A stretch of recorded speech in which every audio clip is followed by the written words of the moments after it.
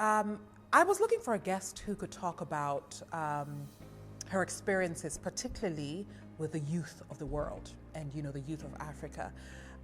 And in my research, I couldn't find a better person with an extraordinarily focused CV. So I'm about to talk to her about fear, failure, you know, inspiring and encouraging the next generation of leaders, that is the youth of the world. Elizabeth ELANGO joins me from her home in the United States on Anita, Erskine Shiro's. Let's start the conversation.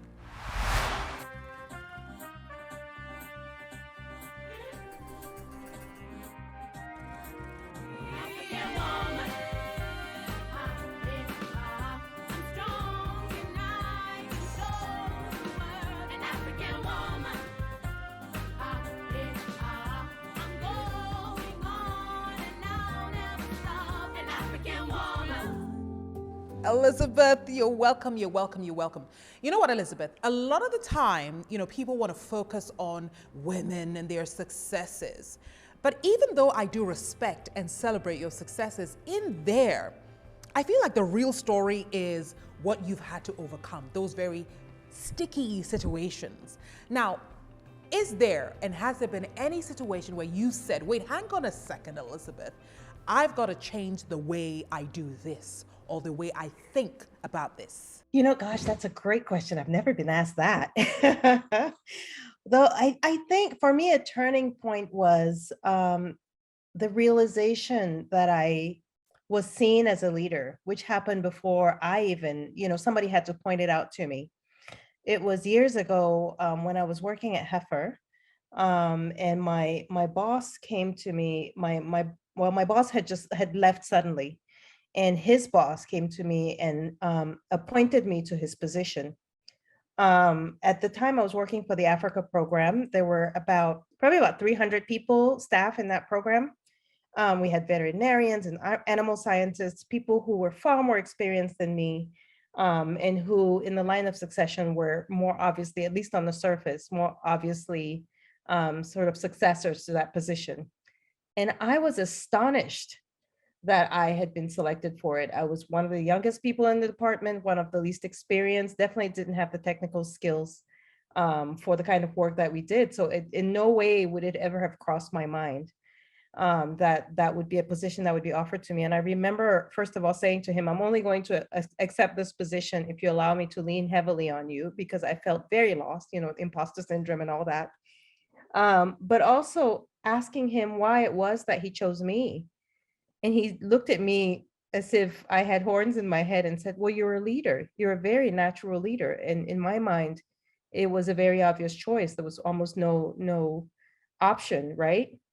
And I was so stunned by that, that was his perspective on it, on my potential. And that was a turning point for me, that people saw me in that way, even when I didn't see myself in that way. And it just made me become very intentional in my actions, in my thoughts, in how I navigated and moved around the world. And there's been several different things, but that one really stood out because it was I remember feeling a shift in my life and making that shift. And so it's changed me, and it's been a very dominant part of how I operate ever since. But Elizabeth, let me put you on the spot. I mean, you mentioned a very important word, shift. And I feel that the shift happens to a lot of women, but there's something that makes us run away. We don't want to succumb to the shift. So let me put you on the spot. Why do you think that is?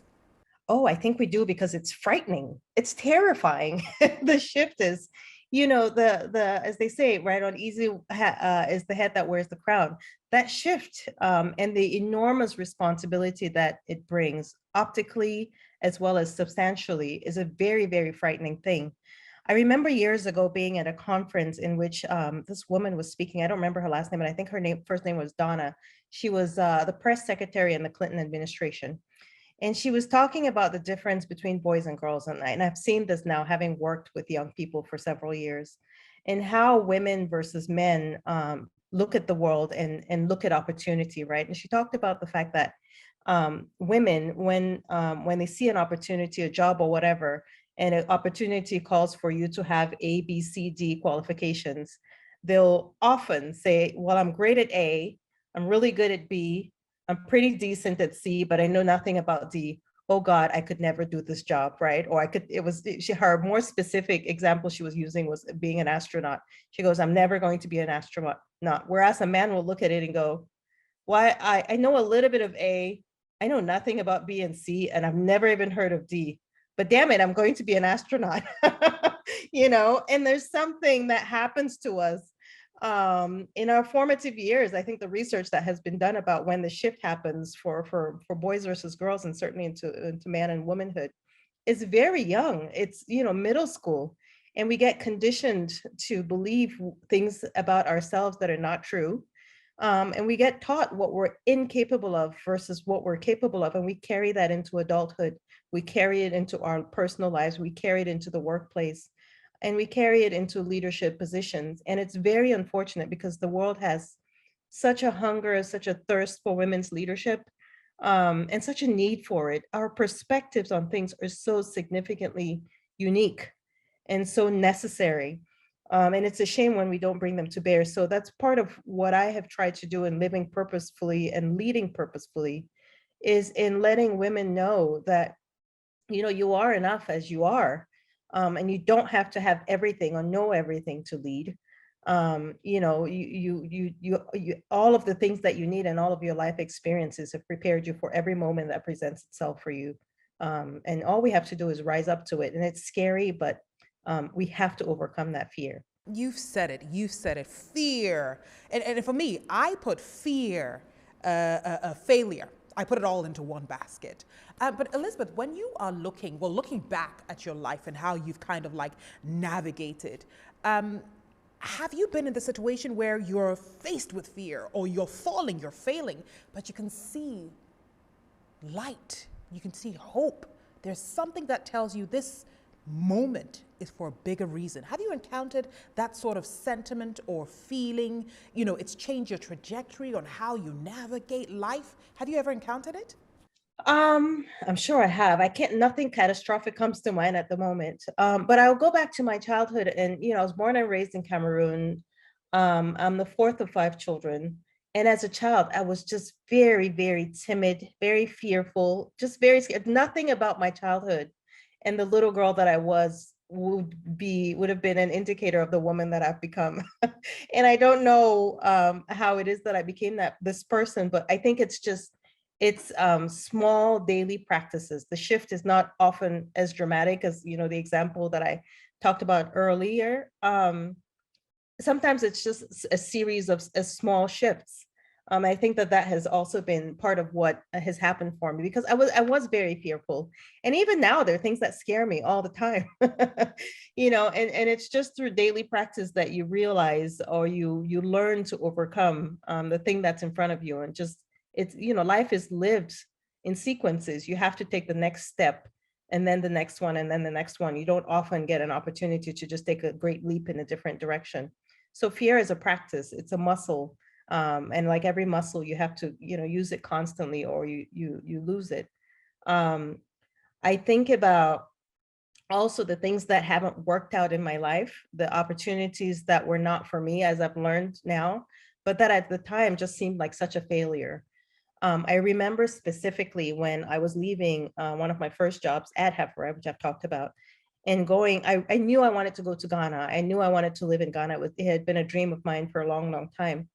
And I got an opportunity, or I was invited by this organization to the Netherlands to interview for this job that I wanted so badly.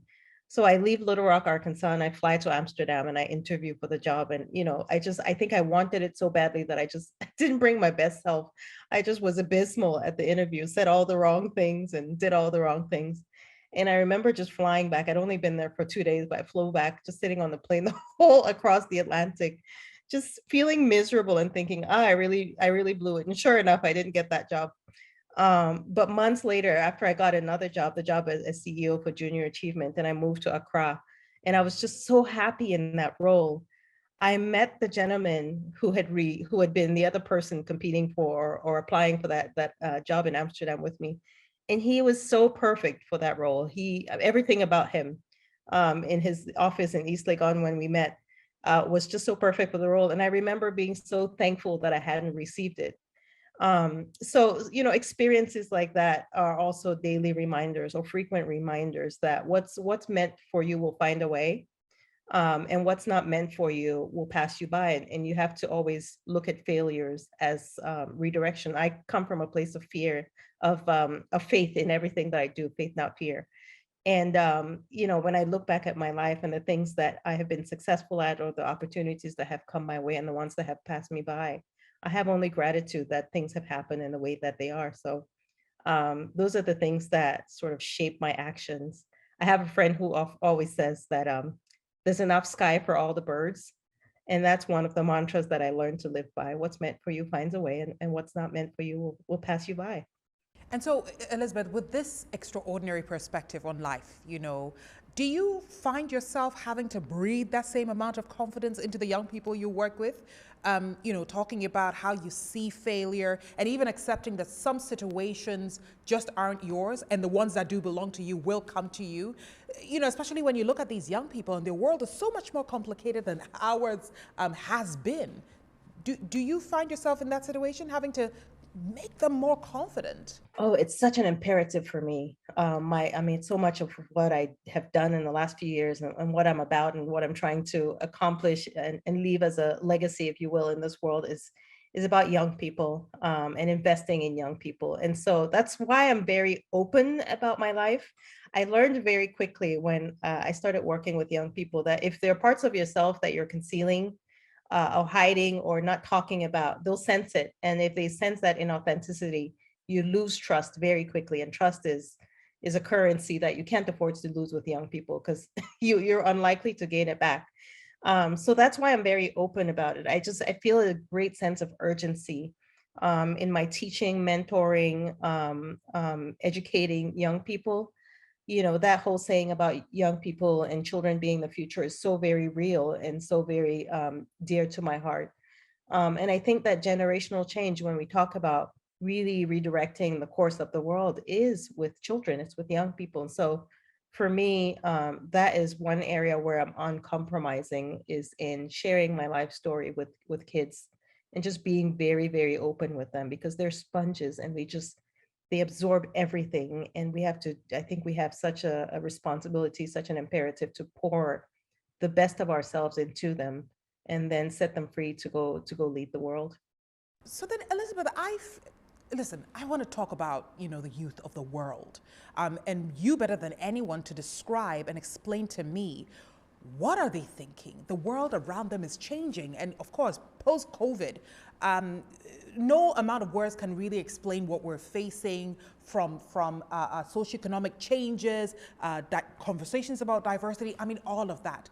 What must be done for the youth, with the youth? What is your advice? What must be done? Oh gosh, what must be done? What must be done? We need to define what change looks like. We've talked about it for so long.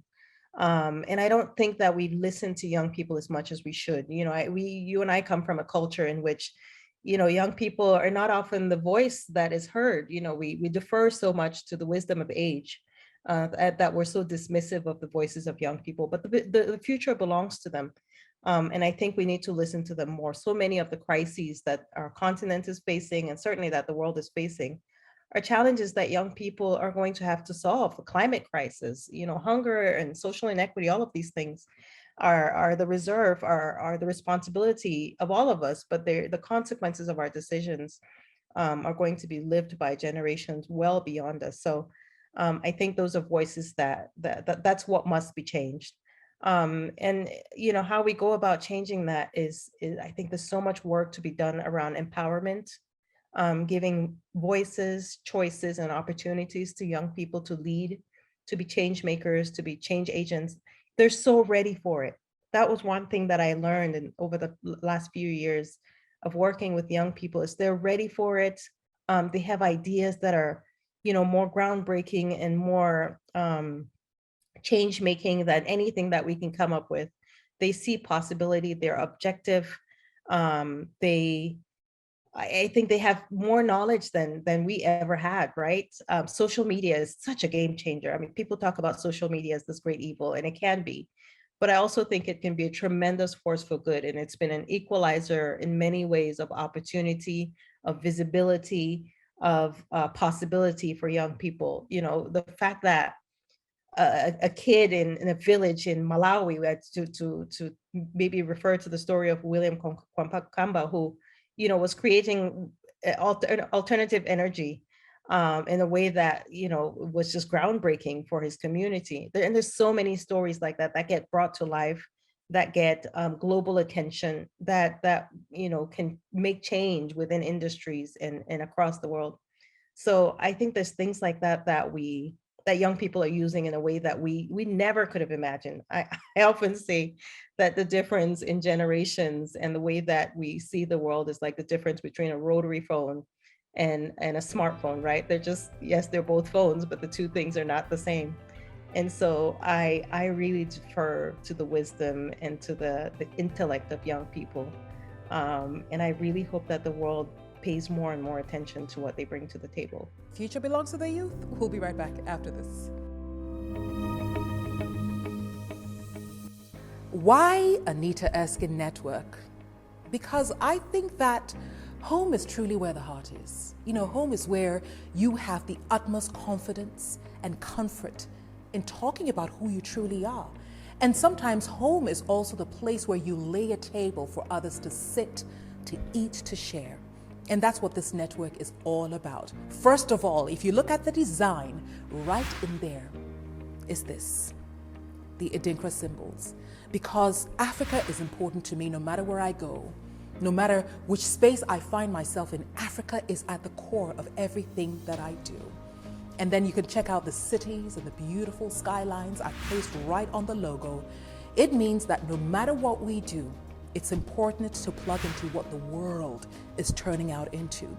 As African as I may be, as global as I may want to be, it's important to make sure that wherever I step, Africa comes along with me.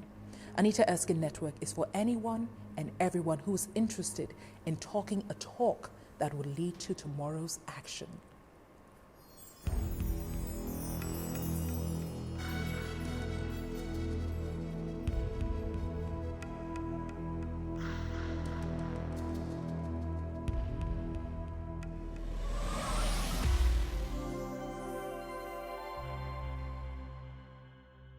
Elizabeth, before the break, we were talking about the youth in its global sense, and later on, I would want you to talk about the youth of Africa. But before that, this continent called Africa is something I want you to spotlight. What does it mean to you when I say Africa? What's Elizabeth's Africa? Gosh, my Africa is the best place that there is. My Africa is absolutely the best place that there is. I am envious of people who have never been to Africa, because I think, gosh, you've got so much to look forward to. And I think we're making great strides in reversing this narrative that has been portrayed or told of Africa for so many generations, so many decades, centuries even. And I'm very excited about that. You know, I feel in my heart the energy change that's happening across Africa. And I think there's a certain mobilization that's happening from within, where we've always known this about ourselves, right? But it's the world is realizing that there are great opportunities in Africa, that there are great answers and solutions to our problems within the continent and in the minds of the people, that there's a certain energy that is just so palpable, right? The future is Africa. The future of the workforce is primarily African. Our population is growing faster than almost anywhere else in the world. And that is driven, we have the youngest population in the world and will continue to for decades to come. So the future is very much African. And in my mind, the young people that are in the schools today who are coming into the workforce, they have access to the global workforce in a very different way. And hopefully that access will also come with opportunities for them to not just make change on the continent, but make change globally. And I'm really excited about that. So I think education is the place that we should be making our greatest investments, because that is the lever that changes everything across the world. And so, with our youth, the youth of Africa, I mean, where do you stand? What do you think? What are your sentiments? What does our youth of Africa need to be globally competitive? I think three things. I talked about education just now. Education, exposure, and experience are so key to giving youth, maximizing the potential that they have within them. Education in Africa has been historically, I'm sure this will apply to you as well in some of your education in young years, so very Eurocentric, so very Western, very little relevance for the world that we were going into and the world that we were living in. This brilliant TED talk, and I forget her name now, but there's a Nigerian woman who gave a brilliant TED talk about why education in Africa is not suited to Africa's realities. And she starts with the very concept of the idea that one of the first things we all learn in school is A is for apple, right? I think just about all of us, that was our first introduction to literacy. And apple is not a fruit that's grown in Africa, at least not in most parts of Africa. And she talks about the fact that, that irrelevance in education, that inaccessibility of context shapes us.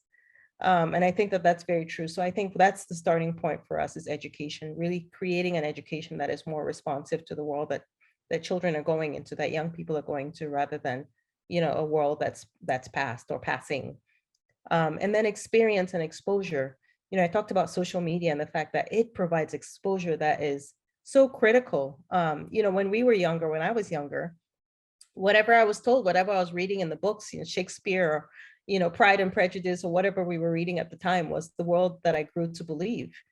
And now children have exposure to, young people have exposure to every kind of context in Africa. They have exposure to African stories by African creators, with African perspectives in the way that we didn't. I mean, if I had to talk about African literature growing up, it was very limited, maybe to Chinua Achebe and Ngugi and Amata, people like that who were able to attain a certain level of notoriety or of fame with their literature, but not many. And now there's no shortage of stories to be told about Africa, and I'm really excited about that.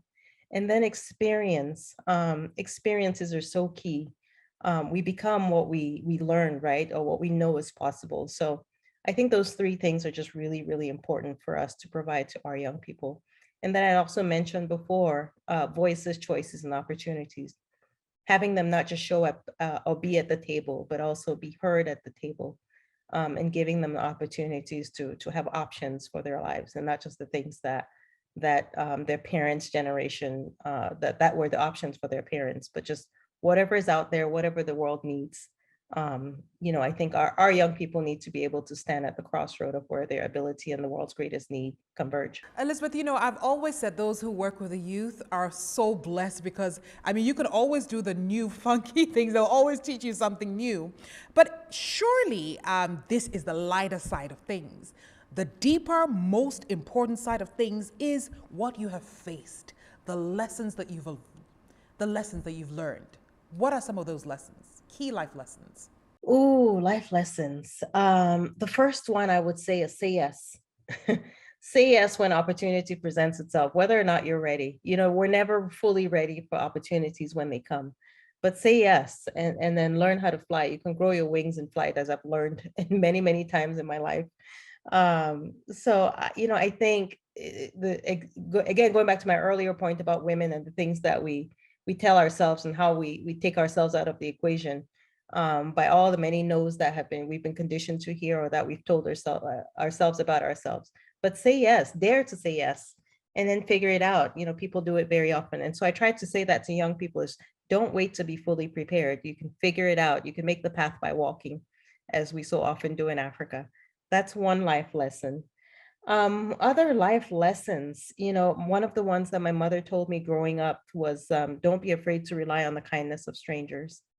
And that is a lesson that has carried me so many times in my life when I, felt stranded or didn't know the answer to, or, felt like I was failing. If you reach out or somebody reaches out a hand to you, accept that help. That's one of the reasons I think mentorship, for example, is so, so critical.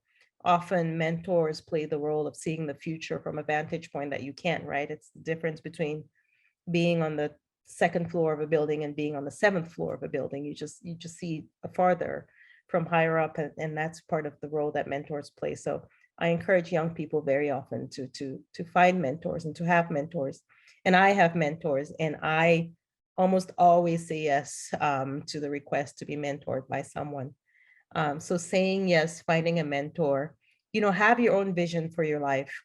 One of the most difficult conversations that young people, that all of us ever have in our lives, is the conversation with our parents about what we want to do with our lives. Our parents, of a certain generation, are very comfortable with, the idea of a job that you go to every day in an office with a desk where you sit every day with your certificates on the wall and all of these things, and just that idea of security and certainty. But so many young people these days, especially in Africa, where unemployment is very high and will continue to be for a while, entrepreneurship really is one of the main pathways by which people can create opportunities and wealth for themselves and their families. And so, but having that conversation with their parents about, I want to start a job, I want to start a company, is so difficult for their parents to understand. And so sometimes they're not supportive.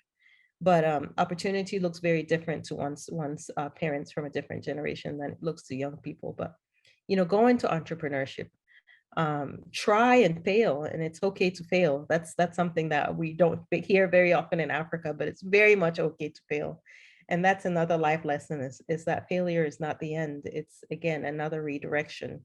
And you always start from a place of knowing more, right, after you've failed. So those are some of the lessons that come to mind for me, and lessons that I like to pass on to people who are coming behind us. Why Anita Erskine Network? Because I think that home is truly where the heart is. Home is where you have the utmost confidence and comfort in talking about who you truly are. And sometimes home is also the place where you lay a table for others to sit, to eat, to share. And that's what this network is all about. First of all, if you look at the design, right in there is this, the Adinkra symbols. Because Africa is important to me no matter where I go, no matter which space I find myself in. Africa is at the core of everything that I do. And then you can check out the cities and the beautiful skylines I placed right on the logo. It means that no matter what we do, it's important to plug into what the world is turning out into. As African as I may be, as global as I may want to be, it's important to make sure that wherever I step, Africa comes along with me. Anita Erskine Network is for anyone and everyone who is interested in talking a talk that will lead to tomorrow's action.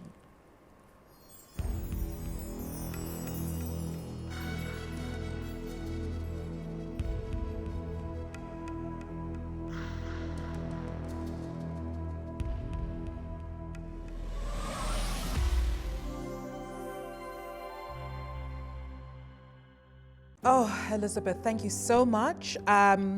You've breathed a whole different kind of confidence and brought a beautiful perspective on the youth of the world, the youth of Africa. And I really do celebrate you, not just, as, an extraordinary advocate, but, as a true person with your authenticity and everything. You've taught me some very important lessons, particularly about how to look at failure and how to configure fear. And I don't take your time spent with me on Anita Erskine Churros for granted at all. Thank you so much for being on the show. Thank you so much for having me. It's a pleasure to talk to you.